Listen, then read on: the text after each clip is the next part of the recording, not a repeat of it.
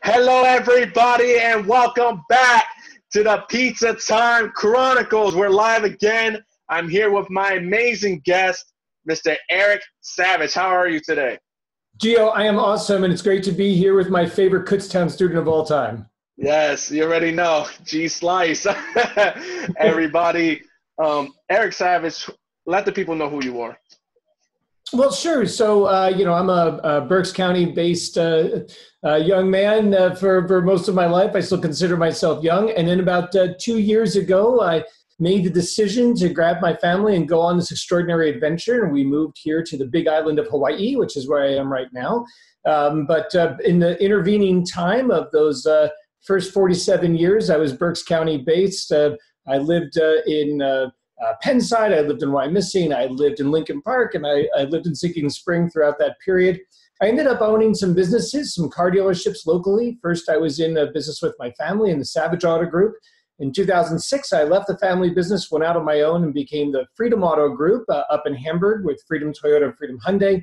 A couple of years after that, we expanded the Freedom brand to Harrisburg with 2 more dealerships. And during that time, we developed a concept, which I'm still very proud of today, called the life improvement business concept, which means that we weren't actually in the car business whatsoever. We were actually in the life improvement business, which means our one and only job was to improve the lives of any and every person we could in any and every way possible every single day.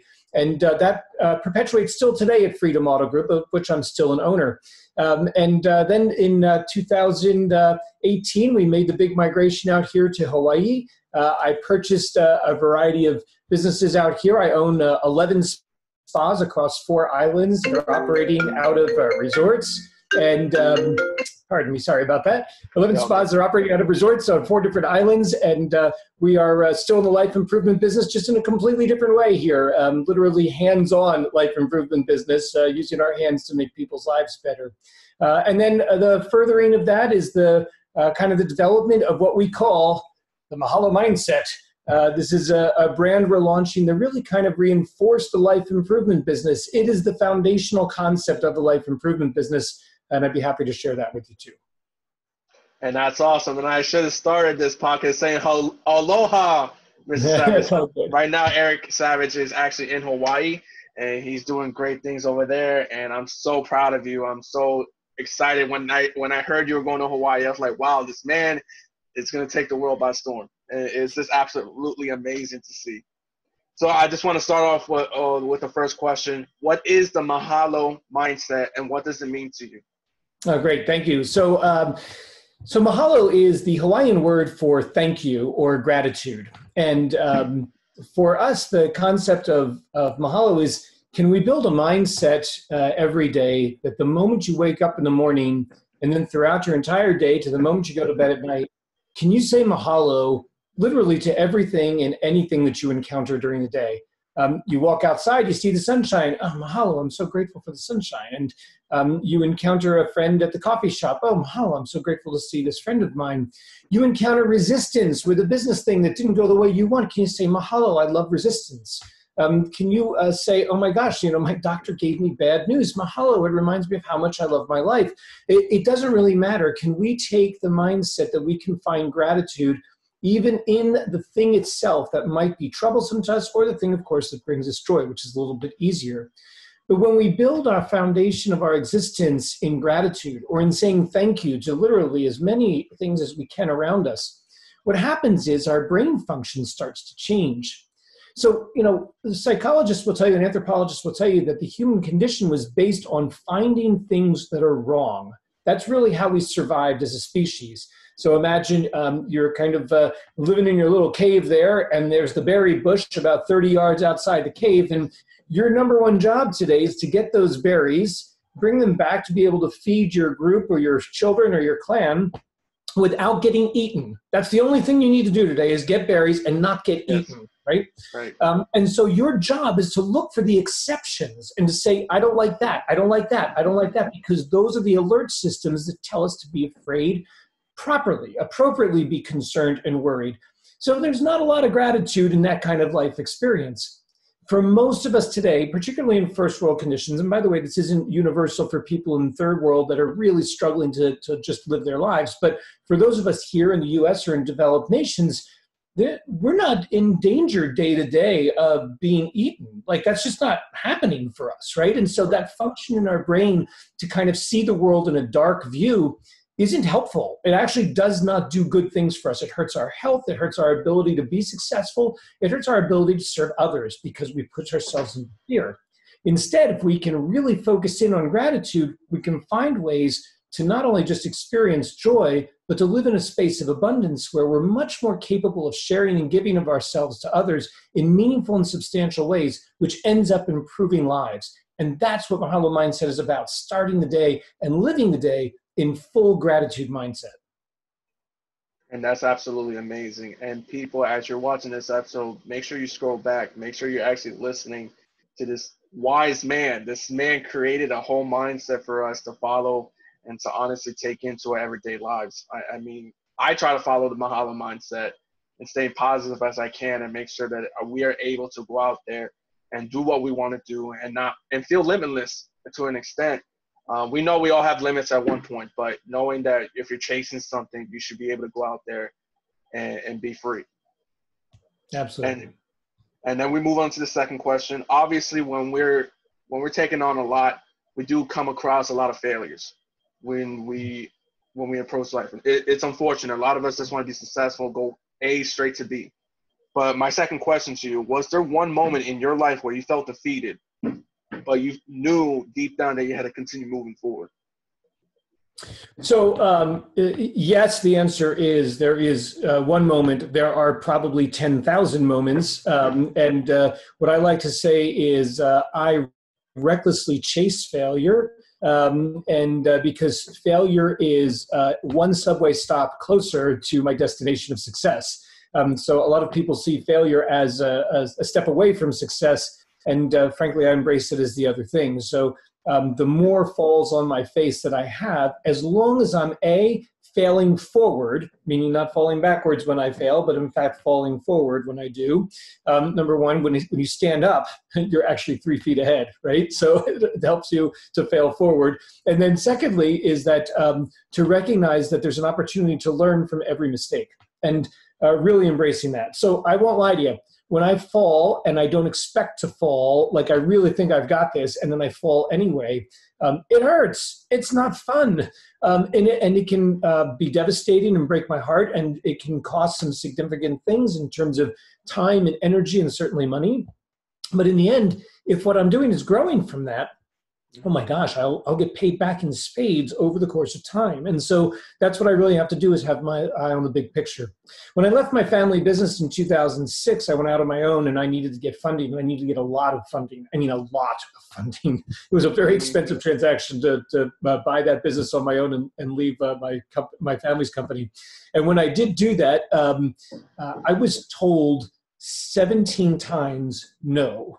And I want to tell you, I did massive dog and pony shows for banks. I put together a 200-page document. I had every kind of little thing they could possibly ask for. I did presentations to groups of people. And every time I got told, no, I won't lie, I came back to the house that night, sat on the couch, looked kind of down in the dumps. My wife would be kind to me and say, it's okay, you're going to get this figured out. And I would sit there and brood for a little. But the next morning it was saying like, okay, so here's what I missed here. Here was the important question they were asking that I wasn't answering in my presentation. I need to build that for the next one, and et cetera, et cetera, et cetera. I did it over and over and over. And, you know, history's littered with great examples of this. Abraham Lincoln ran for Senate multiple times and was kicked out so many times. Colonel Sanders tried his chicken recipe over 1,000 times before it was taken up. We know these examples exist in the world, and we're all part of that story as well. So fail, yes, absolutely it happens. Fail forward, fail often. That's the key. That's absolutely great. I mean, I'm a college student. We're just full of failures during college years. It happens, but I think it's important that we trust the process, that we understand that it should be our motivation, if anything. We know that we should be able to, and I'll just add one piece to that, right, which is that I'm not really a failure. I may fail, but I am not a failure only until I blame someone or something else. The moment that I put the responsibility for my success or failure outside of me is the very moment that I become a failure. And I don't mind how many times I fail, as long as I don't become a failure in the process. So as long as I can own it 100%, I'm fine. And that's the growth mindset. That's honestly what it is. I think that's very important to establish very early in your life, that growth mindset, that as long as you know you're not blaming others for your fails, um, you won't have to be a failure. I think that's something that's been pretty constant. Some people do blame others, but everybody has different responses to fails. But honestly, it's great that some people do grow out of it and they end up doing what they love for a living. So there's been a constant question being asked on social media, well, on my end, and it's been a lot of self-reflection, questions. And there's just one question that stood out to me. If you had the chance to be in front of your 15-year-old self, what advice would you give your 15-year-old self? That's a brilliant one. First of all, I know you're really attracted to that redhead that sits across from me in English class. Stay away. That would be the first thing. I'm just joking. All kidding aside, what I would say is there's an enormous difference between suffering and struggling. And suffering has no value and is really marked by victimhood. For example, suffering means a giant rock falls out of the sky and squishes me, and I'm under this rock, and I'm just paralyzed by it and saying, like, oh my gosh, I can't move, I'm stuck, and this is awful, and oh my gosh, it's terrible. Struggling, on the other hand, is I'm walking along, a giant rock falls out of the sky, squishes me, and I'm under this rock, and I do this. Just watch real closely. I wiggle one finger. And that's all that it takes, is recognizing that I do not have to be a victim to whatever this force is that is oppressing me. I can roll with it. I can roll against it. I can wiggle a finger. I can do something. All I need is to prove that this outside circumstance does not have dominion over me, and I move from suffering to struggling in that one motion. And the reason that's important is because nothing good comes from suffering, ever. But struggling, that's where all the good stuff is. If you want to grow, you got to struggle. And so I can move myself to struggling and out of suffering by just trying to either resist or work with whatever forces are opposing me. And that is the one lesson I would give myself at 15. If I could have learned that by the time that I was 20, oh my gosh, I can't imagine the scope of things that I would have been able to do by this time in my life if I had gotten started earlier with that. With life, we know it doesn't last forever. And that's the one thing some of us wish we could live forever. What do you want to be remembered for when this is all said and done? Well, I mean, that's an easy question. My stunning good looks is what I want to be remembered for most. I know that, that's, anyway, I'm joking. What I would really hope that, it's actually a conversation I have with myself frequently. This sounds pretty dark, but every 2 years or so, I write my own obituary. I project out. I pretend that I've lived this life, whatever it is, and I'm now 90 years old, and I have just died. And what do I want my obituary to say? By the way, this is a great project. I advise anybody and everyone to do it. Don't write your obituary as you are today. Write your obituary as the 90-year-old version of you. And it's amazing what shows up when I write that obituary and what I really want known about me. Here's what I can tell you what I don't want known. I don't care, and no one will care, about how many cars I sold. No one's going to care about how many businesses I built. No one's going to care about how much money I have, the cars that I had, the kind of homes I lived in, where I lived. It's all going to be immaterial. There's a great quote that's on my quote wall, and the quote is, when all is said and done, there will be one question. Did you learn to love? That's it. And if there's any one thing that I would want to be remembered for, is that I worked my tail off at figuring out how to love. That's it. I want my children to feel that, my grandchildren to feel that, certainly my spouse, my friends, my communities, my employees, everyone. I want the people to know that I tried, really tried, to learn how to love. That's absolutely amazing. Obviously, hearing that as a young soul, I am right now. The concept of love is very complicated to some people. They think love is just for romanticizing things, and it's not. You gotta love what you do. You gotta love your life. You gotta love the people who surround you. I mean, your parents, siblings, guardians. Unfortunately, some people have foster parents, but those foster parents love you as if they were your own. And Indeed. I think the concept of love has become so complicated because people only think they can express it in a romantic relationship. But love is probably the biggest component when trusting the process and finding your passion and purpose. You're absolutely right. And thank you for saying the word passion. I just want to say one thing about that real quick, if I can, Gio, and that Yes. is a lot of people misunderstand this word. I hear people say about like their careers, for example, or about hobbies or interests. Oh, I just want to follow my passions. And this is a really great concept. But when I ask people, well, what do you mean by passion? They say, oh, the thing that I love or that I'm excited about or I'm engaged with, et cetera, et cetera.